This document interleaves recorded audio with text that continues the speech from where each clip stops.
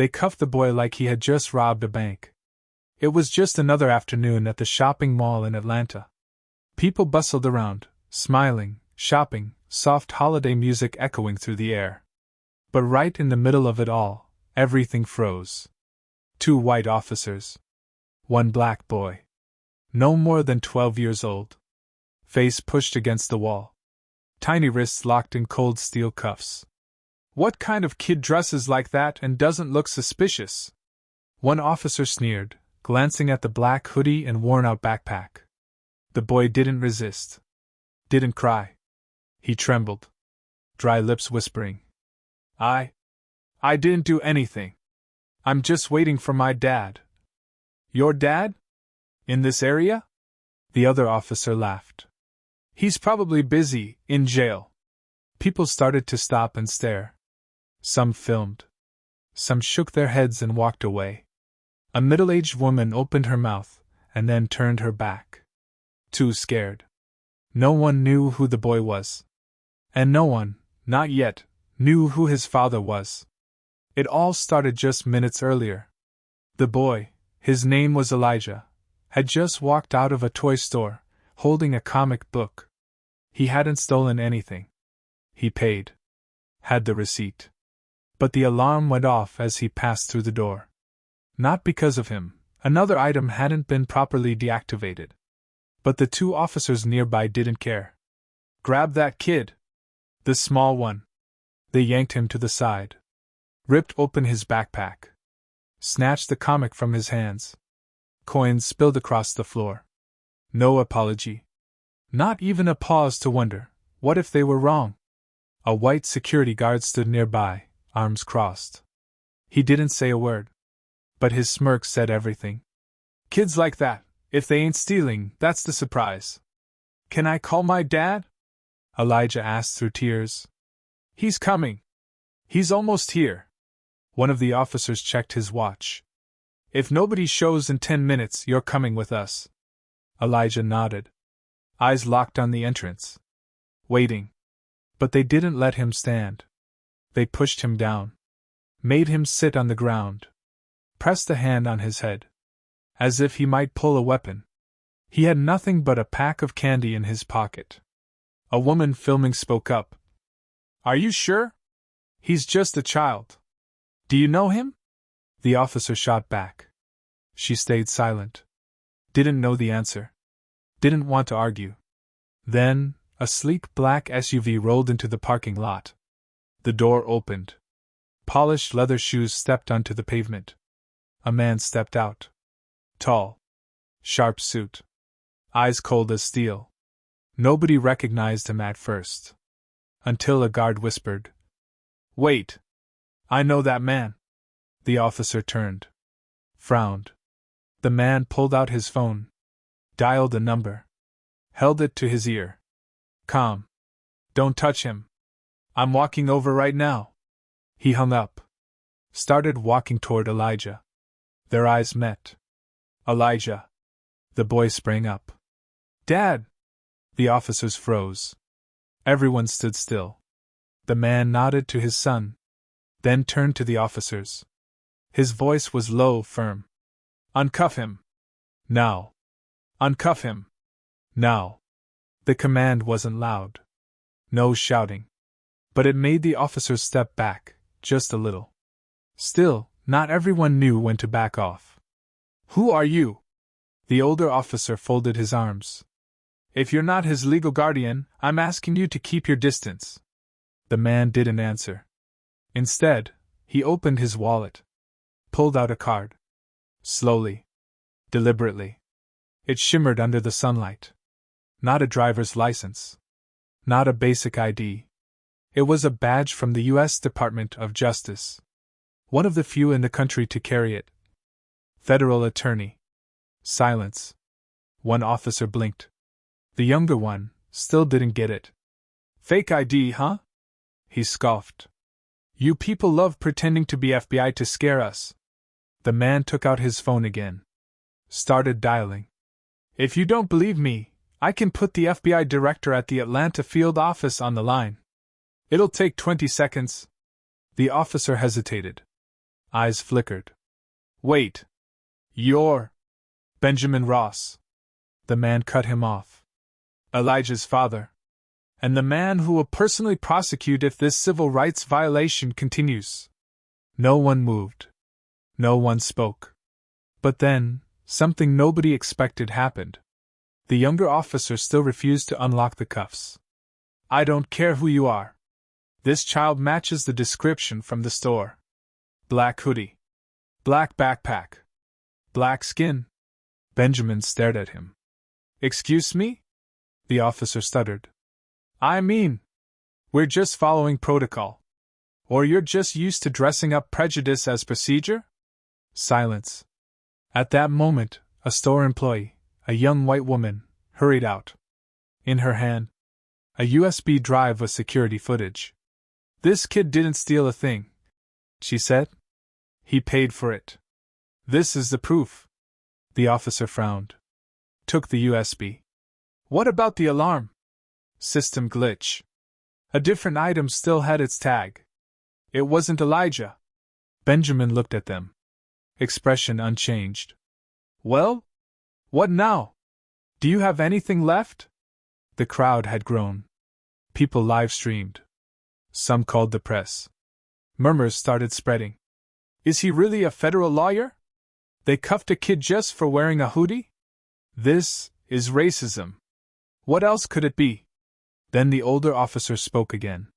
Look, the boy's outfit wasn't appropriate for this part of town. Hoodie. Backpack. It's easy to assume the worst. Benjamin smirked. So what do you suggest? Should Elijah wear a tuxedo to buy a comic book?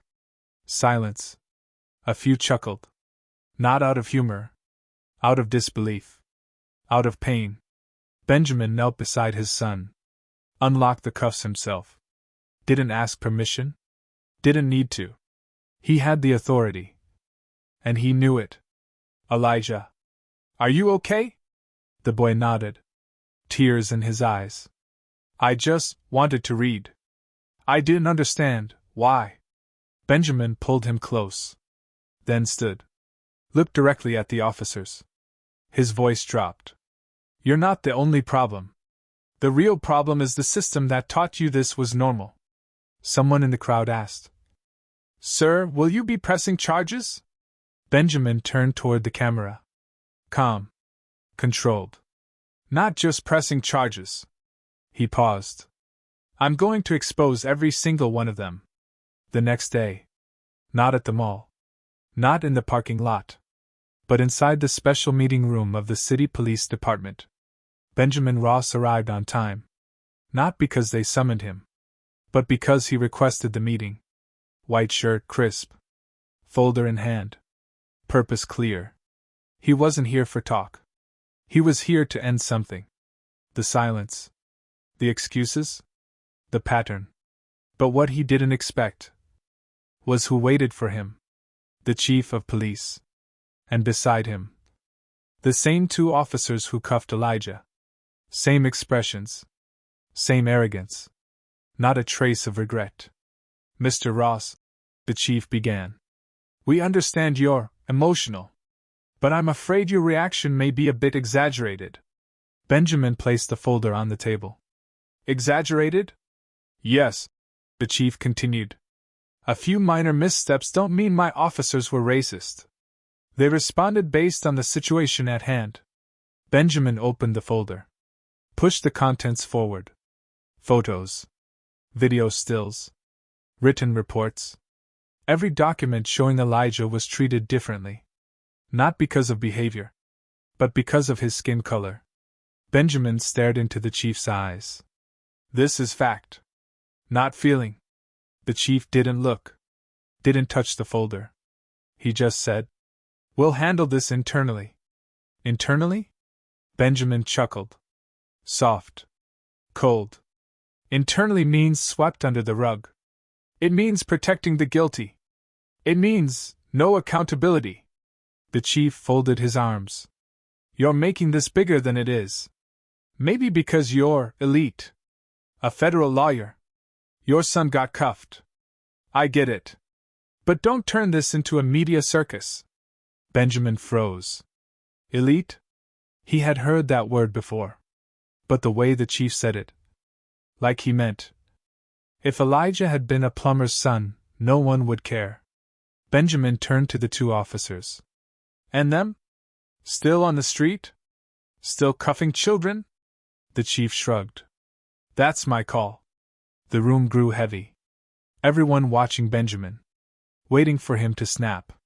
Yell. Pound the table. He didn't. He just stood. Looked around the room. Thank you for confirming. I'll be forwarding this meeting, along with the audio recording, to the Senate. The Senate? One officer stood up. Are you serious? I'm dead serious, Benjamin said. This will go to the Federal Civil Rights Committee.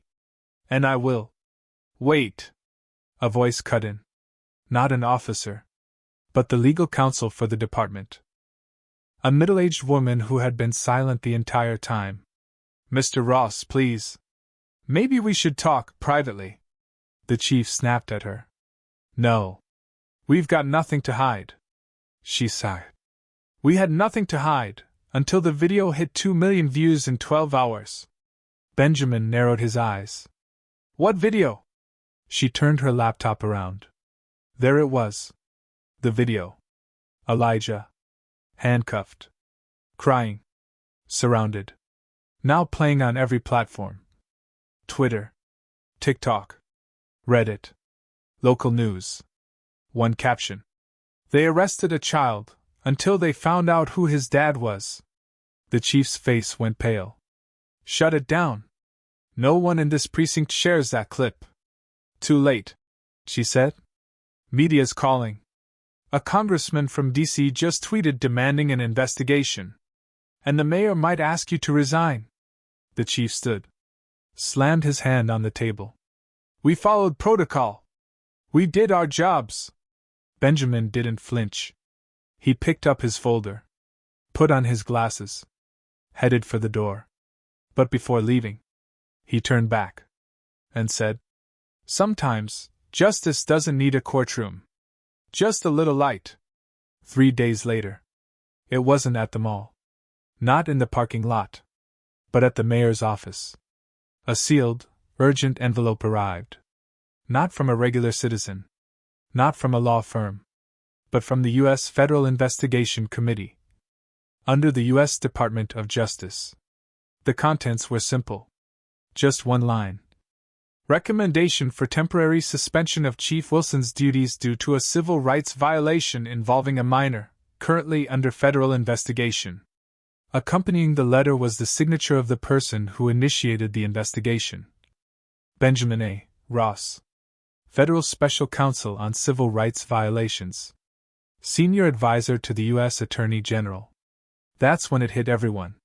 Benjamin Ross wasn't just a lawyer. He was a senior federal advisor. He had the power to bring down an entire system if it violated civil rights. He was someone states feared. Someone the federal government listened to. And most importantly, he was a father. Later that afternoon, the city police department went into crisis mode. Federal investigators arrived. They had warrants to check internal files, demanding records of every racial profiling complaint from the last 5 years. Among them, 17 cases of black minors being cuffed improperly. All swept under the rug. All erased. Benjamin stood outside, watching. He didn't smile. He didn't gloat. He simply said to his colleague, I don't need them to lose their jobs. I just need them to think twice before they cuff another kid. The media dug deep into Benjamin's past. And every detail shocked the nation. He was the first black student to graduate with honors from Harvard Law. He was the author of the Black Minors Protection Bill, passed in 2019. He had successfully sued a Texas sheriff for violating the civil rights of black school children. And then, information about his wife surfaced. A doctor, currently working at UNICEF, had served in South Africa and Brazil, supporting marginalized children. As Elijah's video made the rounds on CNN and MSNBC, the news anchor summed it up. They didn't just arrest a black kid. They just messed with a family that represents everything America promised, but failed to deliver. Meanwhile, the two officers involved weren't left untouched. The younger officer, who refused to remove the cuffs, even after seeing Benjamin's badge, was suspended immediately. A full investigation began, and bodycam footage revealed. He had once referred to black teens as moving hoodies. He had cuffed a 9-year-old for running inside a mall. He once said to his partner, "Those kids need to be made afraid." The older officer didn't escape either. He was accused of covering up misconduct and violating reporting guidelines. In his report on Elijah's case, he failed to mention the presence of the boy's father. He simply wrote one line: "Uncooperative child. No guardian present. Handled according to procedure." Completely wrong. And completely intentional. The mayor, who had remained silent, was now forced to speak. In a press conference, facing over 40 reporters, he said, "We commit to full transparency. We will fully cooperate with federal authorities in this investigation. No one, not even those in uniform, has the right to strip a child of their dignity." But behind the scenes, he was doing everything in his power to hold on to his position. In a private interview, a reporter asked Benjamin, "Do you think this is a victory?" He looked straight into the camera. Paused. "No. Because there are thousands more Elijahs out there. Without a father who's a lawyer. Without a camera. Without social media." He paused again. Then continued, "I don't want people to change because I'm Benjamin Ross. I want them to change because Elijah is a 12-year-old child. And that should be enough." That morning, the sky over the city was as clear as ever. But inside the city hall, a storm was brewing. The city council called for an emergency meeting. The only agenda: a motion to remove Chief Wilson from office. The press surrounded the building from early morning. Protesters gathered outside. In their hands, signs with Elijah's face, each one reading, "He was 12. He deserved better." Inside the meeting room, Wilson sat at the front. Stiff. No smile. No denial. He had no escape. The evidence was clear. The video was everywhere. And most importantly, the people were no longer silent. The council chairman stood and spoke. "Based on recommendations from the Department of Justice, pressure from the community, and findings from internal investigations, we will now vote." Hands raised. 1, 2, 13. No opposition. The gavel came down. "Chief Wilson is officially removed from office. Effective immediately." There wasn't a clap in the room. Just a deep silence. Satisfaction. The next day, the two officers received their notifications. It wasn't a transfer. It wasn't leave without pay. It was termination. For gross misconduct. They were banned from working at any police department across the nation. For the first time, the system didn't cover for its own. For the first time, someone was held accountable. A week later, Elijah received a letter. The sender, principal of Lincoln High School. In the letter, just a few lines. "We would be honored if Elijah would attend our school, full scholarship, 100% coverage, until graduation." Benjamin read the letter, then looked at his son. "Elijah, do you want to switch schools?" The boy looked up, the first real smile he had shown in days. "I just want to be a normal kid." Benjamin nodded. "Well then, I'll let the world take care of the rest." A month later, Elijah and his parents were invited to Washington, D.C. Before over 200 delegates, a new bill was introduced. Child Civil Protection Act. A law to protect children from excessive force by law enforcement, particularly black minors and other marginalized groups. And the person invited to give the opening speech? Not Benjamin, but Elijah. He stepped up to the podium. Nervous but determined. And then, he raised his head high. "My name is Elijah Ross. I was handcuffed because I wore a black hoodie. But now, I just want you all to remember this. We are children, not targets. The crowd stood up. Applause roared through the room. Not because of who his father was, but because Elijah had survived, and still held on to his trust in people. Months later, as the media heat started to cool, a reporter asked Benjamin, "What would have happened if you hadn't arrived on time that day?" He didn't answer immediately. He stared out the window, took a deep breath. Then he spoke. "If I had been late, there would have been another Elijah, and another system that got away with it. But I arrived on time. And this time, the light came before the darkness." The story was over. But it wasn't just about a boy being freed. It was about a system finally waking up. A black boy, unjustly treated, was set free. A father who wouldn't stay silent. And a system that had to pay its dues. And perhaps the greatest message of all? Justice doesn't come when you beg for it. It comes when you stand up and make the world look at you. The story came full circle. A boy who had been silenced finally found his voice. A father who stepped up, and a nation that couldn't ignore it any longer.